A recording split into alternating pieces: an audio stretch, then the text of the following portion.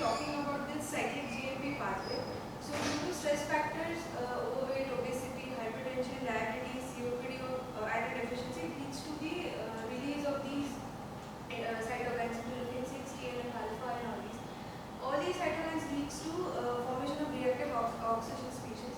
These combine to form nitric oxide, reducing the nitric oxide level, which furthermore reduces the soluble guanine cyclase levels, which reduces cyclic GMP levels.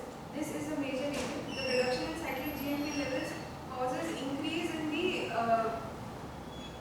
decrease in the protein kinase G level, and that protein kinase G level causes hypophosphorylisation of the titin gene, which leads to hypertrophy of the cardiac muscle, as well as it increases the passive tension of the myocardial muscles. Both of this leads to reduction in the cardiac myocyte function. So basically what we want, the pathophysiology of both reduce ejection fraction and preserve ejection fraction heart failures involve alteration in this endothelial function mediated by nitric oxide cyclic GMP pathway. So reduction in soluble guanine cyclase can lead to coronary microvascular dysfunction, cardiomyocyte stiffness, interstitial fibrosis, which ultimately leads to myocardial dysfunction and progression of heart failure. Based on this concept, this drug was brought into the picture. Variya, it's a novel oral soluble guanylate cyclase stimulator. It enhances the cyclic GMP pathway by directly stimulating the soluble guanine cyclase through a binding site independent of nitric oxide, and it further sensitizes this molecule to the endogenous nitric oxide already present in the body. So based on this mechanism, it improves heart failure by direct vasodilatory properties, improving diastolic function, improving endothelial function, which is vasomotor tone regulation, and improving cardiac rhythm. So for this first trial, the pharmacokinetics was absorption is oral, high bioavailability about 93%, half-life is of 30 hours, metabolism is through liver, and dosing is titrated up to 10 mg once daily, and with food the absorption is increased. So Dewanshi, if we stimulate or if we get good amount of cyclic GMP, will it cause smooth muscle relaxation or it will cause smooth muscle contraction? Contraction. Contraction. So go to previous slide. So how direct vasodilatory property comes? So nitric contraction is for the myocyte, vasodilatory for the arteries, and nitric oxide is not only for the myocyte, it will be working on the arteries as well. So the arteries related. Basically, the one function is directly stimulating the soluble guanine cyclase. Second is wherever those receptors are, the endogenous nitric oxide function is also being increased. Okay, that. Exactly. So based on nitric oxide, the vasodilatory properties of nitric oxide endogenous, which is present in the body, is increased. Okay, so it does not improve systolic function, right? No.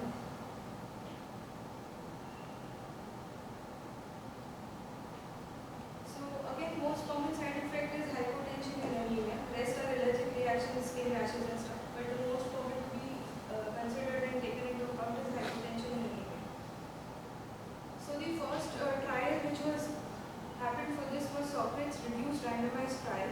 This was basically for dose finding. It was phase 2 randomized trial. The purpose was to evaluate the safety, tolerability and optimal dose of Variya in patients with reduced ejection fraction who had recently been hospitalized or received IV diuretics for worsening HM. So it included 456 patients,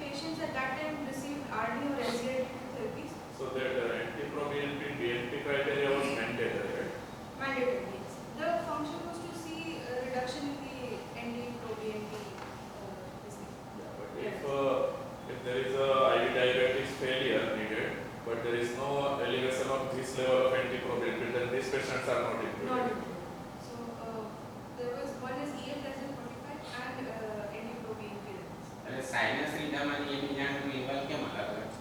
એટલે sir mostly chronic failure પેશન્ટ્સને AF હોતું જ હોય છે. We can control the rate AF with controlled ventricular rate હોય છે. Most common ADC patients. So no question है कि AF માં કટ ઓફ કેમ ડિફરન્ટ? તો સર બેઝલાઇન AF માં થોડી ઇન્જરી એન્ટીપ્રોપિયન AF ના લીધે એટ્રિયલ માયોસાઇટ્સથી થોડું એન્ટીપ્રોપિયન બેઝલાઇન રેઝડ હોય જ છે. But then it is considered as failure તો ખરું? There is a failure જ. But if I am having a persistent AF, મારો રેટ કંટ્રોલ છે but persistently antipropion levels to certain extent મારે raised જ આવે. So what generally happens that if your patient is into AF with chronic heart failure, most of the times they are having LA dilated.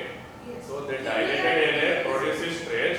So even without decompensation, they can be having high anti-proBNP level. That is why that cutoff is higher if AF is there. If AF is there, because persistently it is. So none of the patients received ARNI or SALT therapies. They were randomized to placebo or one of the 4 target doses, 1.25 mg only, 2.5 or 10 mg once daily.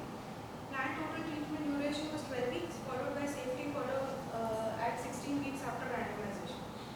The outcomes and measures that were done, primary endpoint was change from baseline to week 12 in log transform level of NT-proBNP. The primary analysis specified pooled comparison of 3 highest dose varicevirate groups with placebo. Secondary analysis evaluated a dose-response relationship with varicevirate and the primary endpoint. Primary એન્ડપોઇન્ટમાં તમે diabetic આપો એટલે બધાનું એન્ટીપ્રોબીએનપી પછી improve થવાનું જ છે. એટલે એ છે કે સર વર્સિંગ હાર્ટ ફેલિયર જે પેશન્ટના આરબી ડાયાબિટીક્સની રિક્વાયરમેન્ટ છે, still patient is having raised NT pro BNP, still patient is having symptoms of dehydration. We are including those patients. So એ જે એન્ટીપ્રોબીએનપી લેવલ આવી and now I am adding varicevirate, તો એ એમાં reduction થાય છે. We are giving IV diet.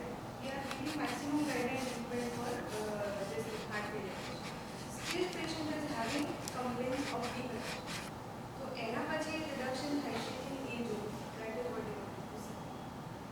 So this drug was started before discharge, during hospitalization, right? 4 weeks hospitalization, the outpatient. Okay, so the point here is કે સામે control group B હશે ને આમાં હા, જેમાં વેક્સિકોડ ચાલુ નથી કર્યું. So with that આપણે એન્ટીપ્રોબીએનપી કમ્પેર કરીએ. Compare કરવાના છે. અને બીજું કે કયા ડોઝની કેવી રીતે. Very effective, yes. Right. So the study was found that over 12-week period, the change in NT-proBNP was not considerably different in pooled varicevirate group compared with placebo. However, second exploratory analysis of primary endpoint showed that higher doses of varicevirate were associated with greater reduction in NT-proBNP levels. Primary endpoint was not achieved, but higher doses had shown some reduction in the NT-proBNP.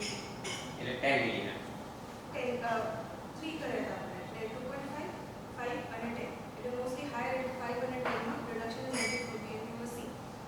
Heart failure hospitalizations were અને accounted. કેટલું reduction એ કઈ specify કર્યું છે? નહીં sir, આના basis પર Victoria trial આવ્યું કે આટલા પેશન્ટ્સ પર રિડક્શન દેખાય છે તો we will move forward with the this thing કે હવે કેટલું થાય છે.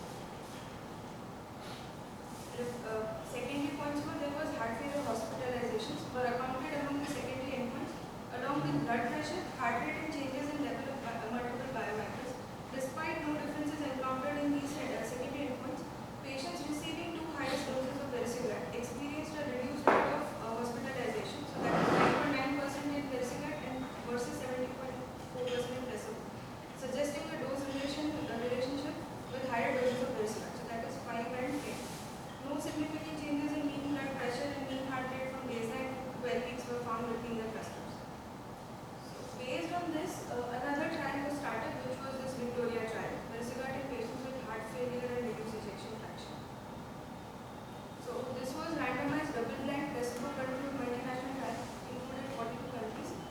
The inclusion criteria again, NYHA class from 2 to 4, EF is less than 45% within last 12 months.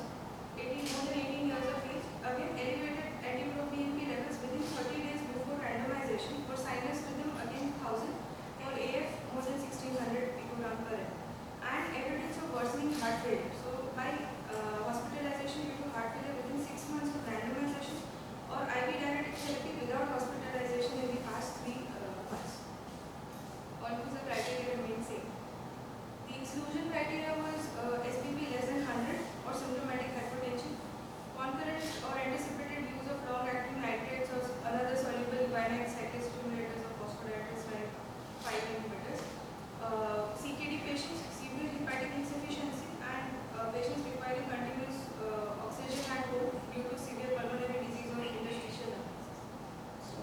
ऑक्टेटिक nitrates were excluded. Excellent. और डेक्टिन जरूर पर चाले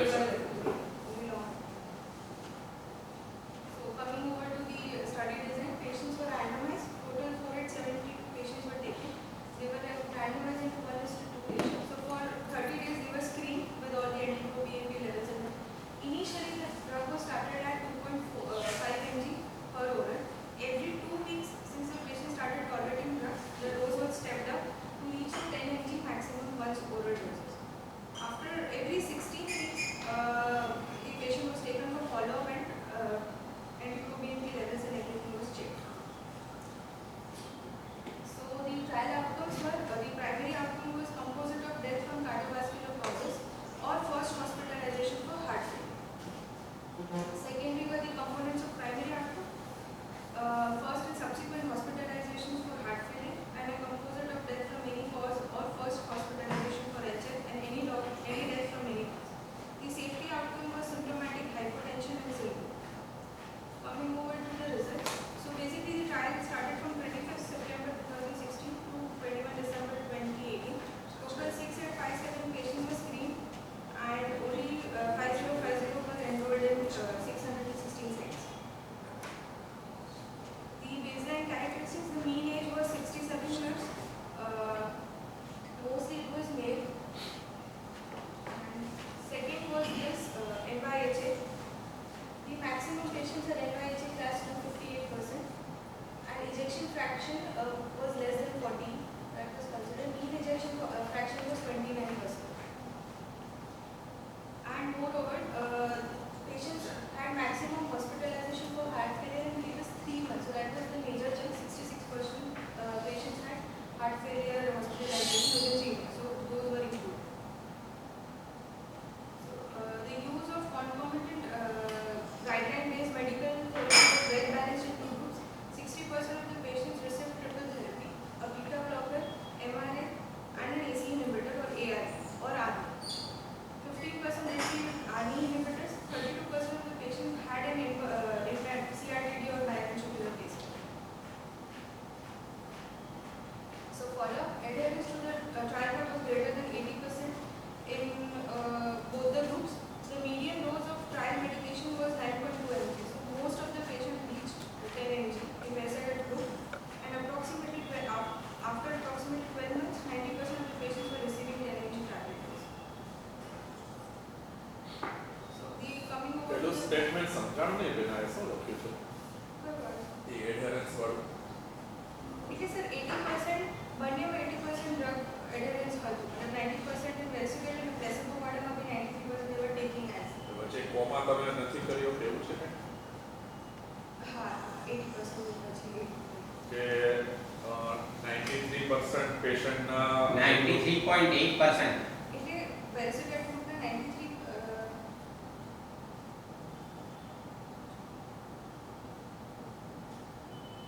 હા એટલે એમાં એવું છે સર કે 100% માંથી અમુક had left the study. એટલે જે 93 આપણે સ્ટડીમાં લીધા 5050 was taken but only 4872 patients were enrolled for result. So that was 93.8% chunk of Velcade and 93 એના 80% એવું કહેવા માંગુ છું. હા.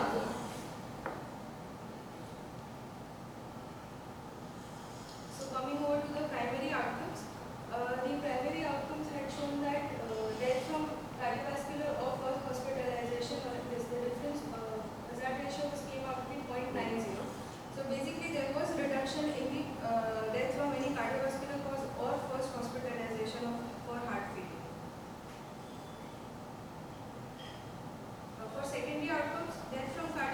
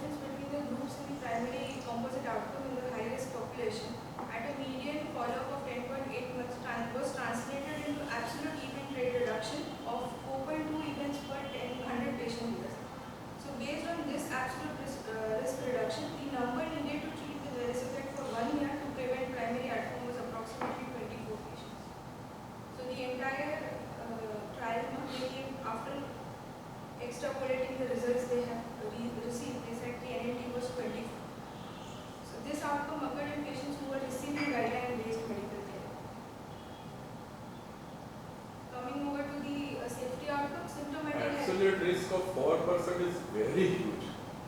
But this What was the relative risk here? Relative risk reduction તો બેન તમારો બહુ ઓછો હતો. It was almost negligible. So how this absolute risk was derived? A derivation મને નથી છે ને કે એચી વસ્તુ છે એબ્સોલ્યુટ રિસ્ક રિડક્શન છે ને માર્કેટિંગ સ્ટ્રેટેજીનું પાર્ટ છે. તમે કોઈ ટ્રાયલમાં જોશો ને તો એબ્સોલ્યુટ રિસ્ક Formula રિડક્શન છે સર, formula હા પણ એ બહુ છેતરામણી છે. હા તો ના ચાલે, you cannot show this, you need to always show the consider formula. Relative. પણ આ છે ને એબ્સોલ્યુટ રિસ્ક રિડક્શન એ તમારી છે ને માર્કેટિંગ ગેમિંગ માટે બધી ટ્રાયલ વાળા એ વાપરતા તો હોય. agree, તો બધું એ છે If we પણ look at the result, there is not major difference that we are seeing. yeah, so 4% absolute reduction એટલે ખબર છે, it's a huge thing. So how this was derived? તમને question ના તો બેન આનો આન્સર આવું question પૂછાશે. This you have studied. મને એક્સપ્લેઇન કરવાનું એક્ઝેક્ટલી ખબર નથી પણ આ તો બહુ જ નોટોરિયસ વસ્તુ છે છેતરામણી ઓલવેઝ. રિલેટિવ રિસ્ક વાળું એ સ્ટેટમેન્ટ નથી, એ છે કે આ ડ્રગનું market how can NAT come to 24. તે બેસિકલી મારે કોઈ એક 24 patients I will get a part ને એમાંથી હું એકમાં કરીશ, it is like definite it should work. See, એ બધું સેકન્ડરી છે. How this absolute risk was derived in this trial? આનો ફોર્મ્યુલા શું છે, કયા આંકડા મુકાણા છે, તમે ચેક કર્યું કે નહીં? See, if you are a student, then there is your duty. એટલે આ છે ને જો આની સ્ટેટિસ્ટિકલ ક્વેશ્ચન છે કે એબ્સોલ્યુટ રિસ્ક રિડક્શન અને રિલેટિવ રિસ્ક રિડક્શનમાં ડિફરન્સ શું છે that we want to understand exactly. So generally એવું હોય કે રિલેટિવ રિસ્ક રિડક્શન વધારે દેખાય આપણને. એનું એબ્સોલ્યુટ કરો તો 1-2% થતું હોય. બરોબર? તમે 4% એબ્સોલ્યુટ રિસ્ક રિડક્શન બતાવો છો, તમારું રિલેટિવ તો 4% છે નહીં, તો કઈથી આવ્યું? So what statistics parameter they have applied here? તો આ બેના તમારે જોઈને આવવું પડે. આવી રીતે બોલી દોઈ ના ચાલે. There is a huge conspiracy here. આપણે ઓફ લેવલ સ્ટેટમેન્ટ કાંઈ નથી વાપરવા, બટ તમે જો આવતા મહિને તો આપણે ફ્રી છે, નેક્સ્ટ મહિને તમે આવો ત્યારે તમે આ એબ્સોલ્યુટ રિસ્ક રિડક્શન કેવી રીતે આ લોકોએ કાઉન્ટ કર્યું છે અને ટ્રાયલનો જે આખું જે પેલું હશે ને તમારું એમાં હશે, બધું ડિટેલ હશે, રાઈટ? એ ચેક કરો, બરોબર છે? અને ખરેખર ફોર્મ્યુલા આવે તો બતાવજો એમને કઈ રીતે કરી શકો. કારણ કે number needed two treat just 24 હોય બેન, તો આ તો બધી જ દવાઓથી ઉપર આવ્યો, તો કેમ ક્લાસ 2B છે? સ્ટેટિકમાં નંબર નીડેડ ટુ ટ્રીટ કેટલું છે ઇવેન્ટ પ્રિવેન્ટ કરવા? મોર ધેન 50, બરોબર? AC ઇનિબિટરમાં મોર ધેન 80 છે, રાઈટ? આ તો 24 અલા ये तो भगवान है, कहां से हुआ? એ formula You have to check this. આવડું મોટું સ્ટેટમેન્ટ લખી દેને એઝ અ ડીએનપી સ્ટુડન્ટ તમે ચેક ના કરો તો ના ચાલે. પરીક્ષામાં આવું જ કરે એક્ઝામિનર આવે. બસ નહીં આવે. Coming over to the safety outlook, symptomatic hypertension occurred in 9.1% and symptom occurred in 4.0 patients with SRI. So the recommendations, it was FDA approved in 2021. It was included in 2022 guidelines as 2B recommendation. Even in 2024, it was a 2B recommendation for high-risk patients with already an optimal guideline medical therapy with worsening HF, as evidenced by HF hospitalization and requirement of IV directives. You can add risk. So the limitations of the trial for anti-pro-BNP levels, the beneficial effects of Velcade were primarily observed with lower baseline of levels, suggesting that possible threshold effect. We have no idea if the patient with very high 5,000 or 6,000 anti-pro-BNP level. Second was ejection fraction. Study was limited to patients with reduced EF, which may not reflect the patients having preserved ejection fraction heart failures. Third, most important was SGLT2 inhibitors. Before this trial was conducted, the SGLT2 inhibitors were not widely used in the HF treatment. So, based on the trial, only triple therapy of the guideline patients were included: beta blocker, MRA, and ARNIs. If SGLT2 inhibitors, like we don't know the effect that after quadruple therapy, is it still useful or not? So that is the major setback of this trial. So the conclusion was that among patients with CHF with recent decompensation, a novel strategy